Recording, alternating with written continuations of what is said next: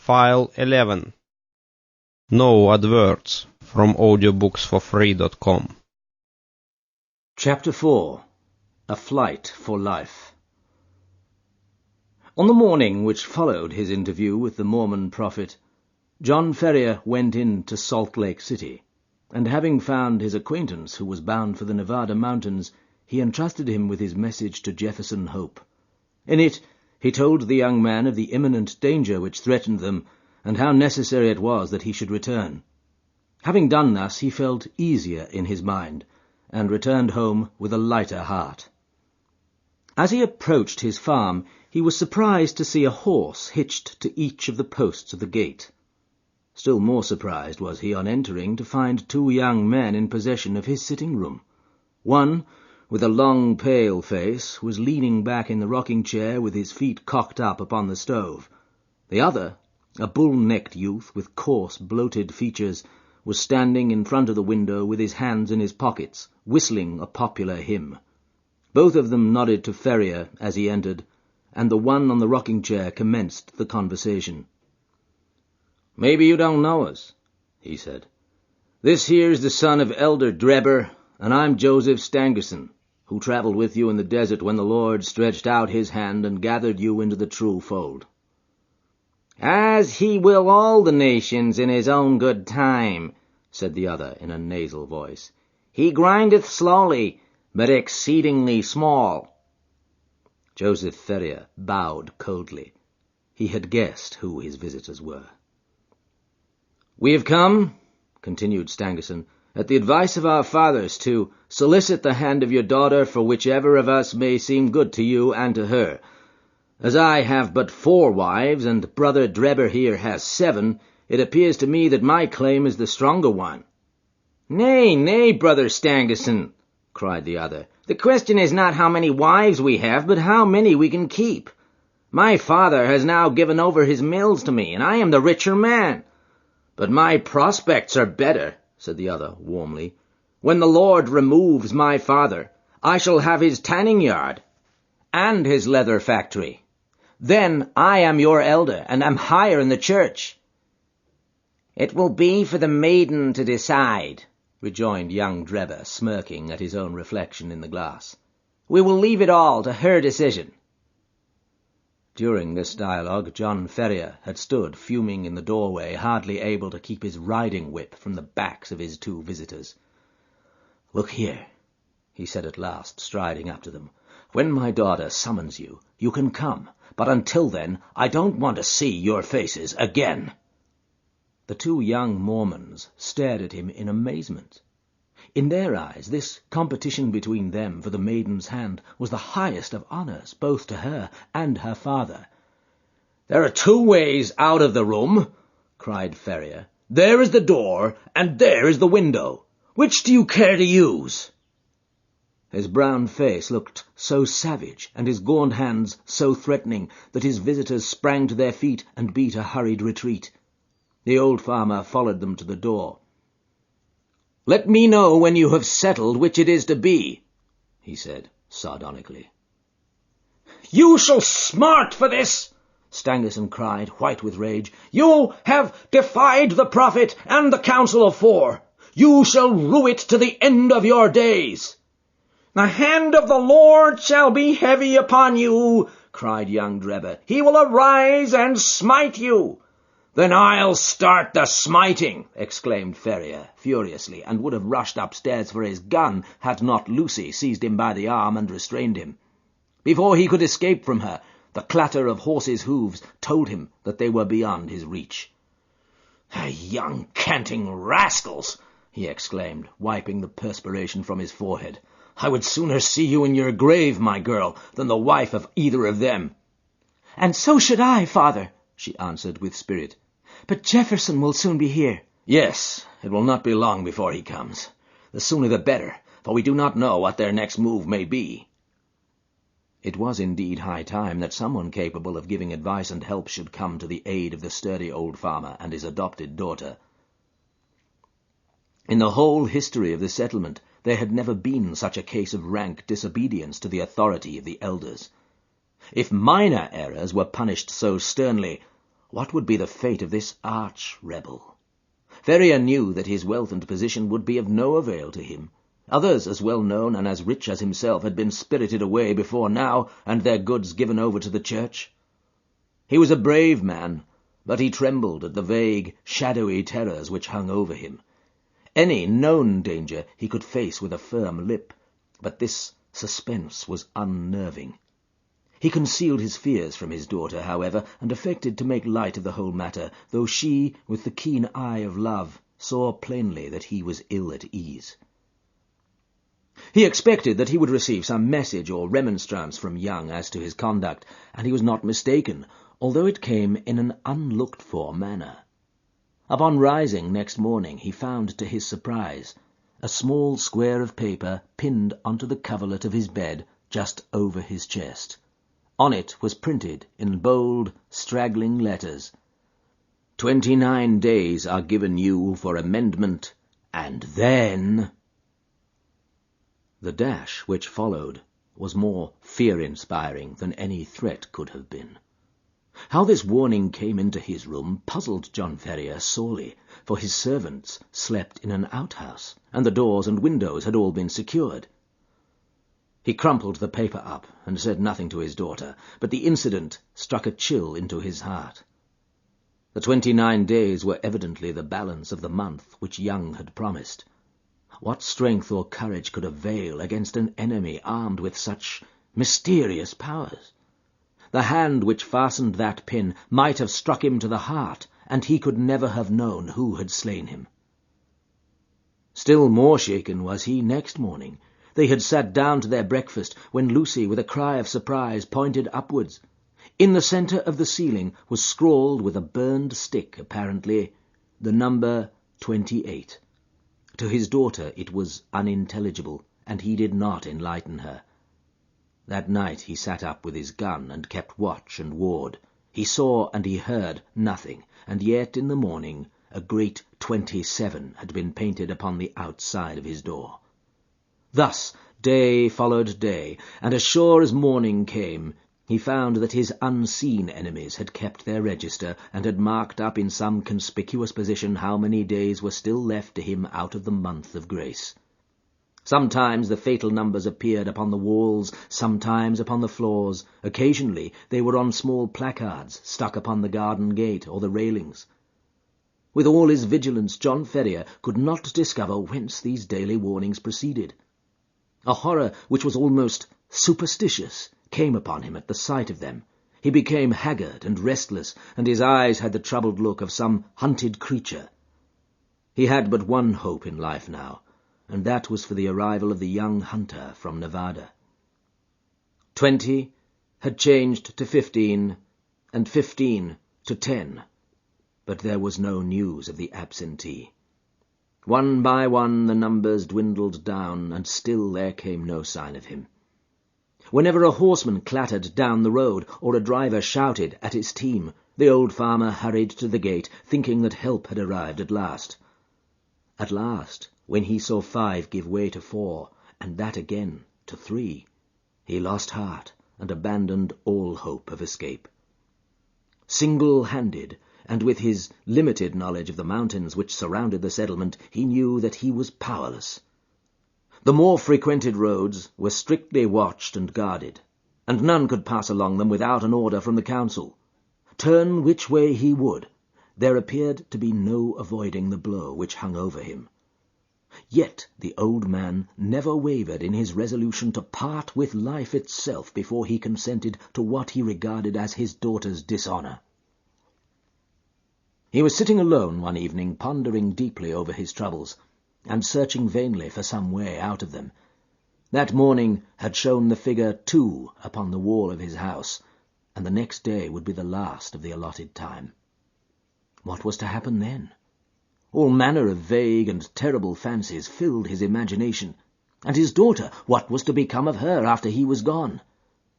Was there no escape from the invisible network which was drawn all around them? He sank his head upon the table and sobbed at the thought of his own impotence. What was that? In the silence he heard a gentle scratching sound, low, but very distinct in the quiet of the night. It came from the door of the house. Ferrier crept into the hall and listened intently. There was a pause for a few moments, and then the low, insidious sound was repeated. Someone was evidently tapping very gently upon one of the panels of the door. Was it some midnight assassin who had come to carry out the murderous orders of the secret tribunal, or was it some agent who was marking up that the last day of grace had arrived? John Ferrier felt that instant death would be better than the suspense which shook his nerves and chilled his heart. Springing forward, he drew the bolt and threw the door open. Outside, all was calm and quiet. The night was fine, and the stars were twinkling brightly overhead. The little front garden lay before the farmer's eyes, bounded by the fence and gate, but neither there nor on the road was any human being to be seen. With a sigh of relief, Ferrier looked to right and to left, until, happening to glance straight down at his own feet, he saw to his astonishment a man lying flat upon his face upon the ground, with arms and legs all asprawl. So unnerved was he at the sight that he leaned up against the wall with his hand to his throat to stifle his inclination to call out. His first thought was that the prostrate figure was that of some wounded or dying man, but as he watched it, he saw it writhe along the ground and into the hall with the rapidity and noiselessness of a serpent. Once within the house, the man sprang to his feet, closed the door, and revealed to the astonished farmer the fierce face and resolute expression of Jefferson Hope. "Good God!" gasped John Ferrier. "How ye scared me! Whatever made you come in like that?" "Give me food," the other said hoarsely. "I have had no time for bite or sup for 48 hours. He flung himself upon the cold meat and bread which were still lying upon the table from his host's supper, and devoured it voraciously. "Does Lucy bear up well?" he asked, when he had satisfied his hunger. "Yes, she does not know the danger," her father answered. "That is well. The house is watched on every side. That is why I crawled my way up to it. They may be darned sharp, but they're not quite sharp enough to catch a Washoe hunter." John Ferrier felt a different man now that he realized that he had a devoted ally. He seized the young man's leathery hand and wrung it cordially. "You're a man to be proud of," he said. "There are not many who would come to share our danger and our troubles." "You've hit it there, pard," the young hunter answered. "I have a respect for you, but if you were alone in this business, I'd think twice before I put my head into such a hornet's nest. It's Lucy that brings me here, and before harm comes on her, I guess there will be one less of the Hope family in Utah." "What are we to do?" "Tomorrow is your last day, and unless you act tonight, you are lost. I have a mule and 2 horses waiting in the Eagle Ravine. How much money have you?" $2,000 in gold and 5 in notes. "That will do. I have as much more to add to it. We must push for Carson City through the mountains. You had best wake Lucy. It is as well that the servants do not sleep in the house." While Ferrier was absent preparing his daughter for the approaching journey, Jefferson Hope packed all the eatables that he could find into a small parcel and filled a stoneware jar with water, for he knew by experience that the mountain wells were few and far between. He had hardly completed his arrangements before the farmer returned with his daughter all dressed and ready for a start. The greeting between the lovers was warm but brief, for minutes were precious and there was much to be done. "We must make our start at once," said Jefferson Hope, speaking in a low but resolute voice, like one who realizes the greatness of the peril, but has steeled his heart to meet it. "The front and back entrances are watched, but with caution we may get away through the side window and across the fields. Once on the road, we're only 2 miles from the ravine where the horses are waiting. By daybreak we should be halfway through the mountains." "What if we're stopped?" asked Ferrier. Hope slapped the revolver butt which protruded from the front of his tunic. "If they are too many for us, we shall take 2 or 3 of them with us," he said with a sinister smile. The lights inside the house had all been extinguished, and from the darkened window Ferrier peered over the fields which had been his own, and which he was now about to abandon forever. He had long nerved himself to the sacrifice, however, and the thought of the honour and happiness of his daughter outweighed any regret at his ruined fortunes. All looked so peaceful and happy, the rustling trees and the broad, silent stretch of grainland, that it was difficult to realize that the spirit of murder lurked through it all. Yet the white face and set expression of the young hunter showed that in his approach to the house he had seen enough to satisfy him upon that head. Ferrier carried the bag of gold and notes. Jefferson Hope had the scanty provisions and water, while Lucy had a small bundle containing a few of her more valued possessions. Opening the window very slowly and carefully, they waited until a dark cloud had somewhat obscured the night, and then, one by one, passed through into the little garden. With bated breath and crouching figures they stumbled across it, and gained the shelter of the hedge, which they skirted until they came to the gap which opened into the cornfield. They had just reached this point when the young man seized his two companions and dragged them down into the shadows, where they lay silent and trembling. It was just as well that his prairie training had given Jefferson Hope the ears of a lynx. He and his friends had hardly crouched down before the melancholy hooting of a mountain owl was heard within a few yards of them, which was immediately answered by another hoot at a small distance. At the same moment, a vague, shadowy figure emerged from the gap for which they had been making, and uttered the plaintive signal cry again, on which a second man appeared out of the obscurity. "Tomorrow at midnight," said the first, who appeared to be an authority, "when the whippoorwill calls 3 times. "It is well," returned the other. "Shall I tell Brother Drebber?" "Pass it on to him, and from him to the others." 9 to 7. 7 to 5, repeated the other, and the two figures flitted away in different directions.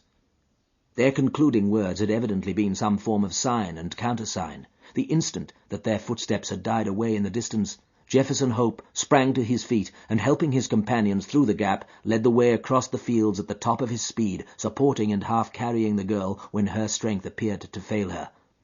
Hurry on, he gasped from time to time. "We're through the line of sentinels. Everything depends on speed. Hurry on!" Once on the high road, they made rapid progress. Only once did they meet anyone, and then they managed to slip into a field and so avoid recognition. Before reaching the town, the hunter branched away into a rugged and narrow footpath which led to the mountains. 2 dark, jagged peaks loomed above them through the darkness, and the defile which led between them was the Eagle Canyon in which the horses were awaiting them.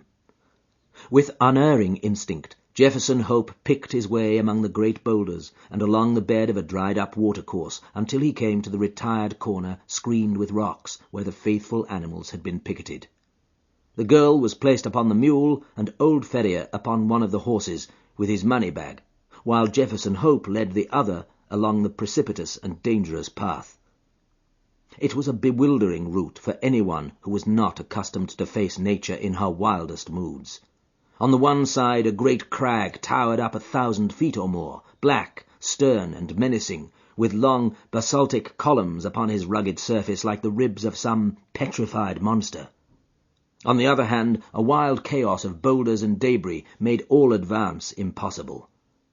Between the two ran the irregular track, so narrow in places that they had to travel in Indian file, and so rough that only practised riders could have traversed it at all. Yet, in spite of all dangers and difficulties, the hearts of the fugitives were light within them, for every step increased the distance between them and the terrible despotism from which they were flying. They soon had a proof, however, that they were still within the jurisdiction of the saints. They had reached the very wildest and most desolate portion of the pass when the girl gave a startled cry and pointed upwards. On a rock which overlooked the track, showing out dark and plain against the sky, there stood a solitary sentinel. He saw them as soon as they perceived him, and his military challenge of "Who goes there?" rang through the silent ravine. "Travelers for Nevada," said Jefferson Hope, with his hand upon the rifle which hung by his saddle. They could see the lonely watcher fingering his gun, and peering down at them as if dissatisfied at their reply. "By whose permission?" he asked. "The Holy Four," answered Ferrier. His Mormon experiences had taught him that that was the highest authority to which he could refer. 9 to 7, cried the sentinel. 7 to 5, returned Jefferson Hope promptly, remembering the countersign which he had heard in the garden. pass, and the Lord go with you, said the voice from above. Beyond his post, the path broadened out, and the horses were able to break into a trot. Looking back, they could see the solitary watcher leaning upon his gun, and knew that they had passed the outlying post of the chosen people, and that freedom lay before them.